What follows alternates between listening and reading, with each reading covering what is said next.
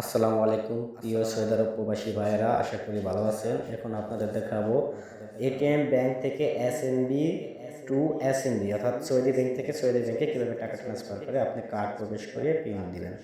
তারপর প্রসেসিংয়ে আপনি আদার সার্ভিসে যাবেন, মানি ট্রান্সফার ওইখানে অপশনে প্রসেসিং হইতেছে ইন্টারন্যাশনাল ট্রান্সফারের ক্লিক করবেন।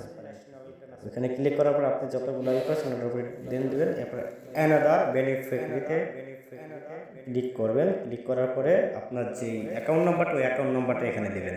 আর অ্যাকাউন্ট নাম্বারটা খুব সুন্দরভাবে দেবেন যাতে এখানে ভুল না হয়। এখানে 14 ডিজিটের একটা অ্যাকাউন্ট নাম্বার আছে, সুন্দরভাবে ওই অ্যাকাউন্ট নাম্বারটা দেবেন। অ্যাকাউন্ট নাম্বারটা দেওয়ার পরে আপনি আরেকবার চেক করে মিলিয়ে দেখবেন ঠিক আছে, তারপরে কন্টিনিউ করবেন।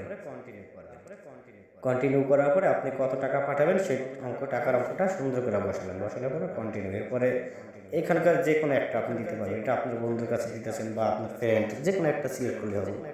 এরপরে আপনি দেখবেন অ্যাকসেপ্ট করবেন, সব কিছু দেখা নাম আসবে, সব কিছু হলে অ্যাকসেপ্ট হলে দেখেন আপনার টাকা কিন্তু হয়ে গেছে। এখন এই যে রিসিপ্ট নেওয়ার জন্য এখানে দেওয়া আছে, এই যে রিসিপ্ট নেবেন, এটা রিসিপ্ট আসবে আর আপনার কার্ড বেরিয়ে আসবে।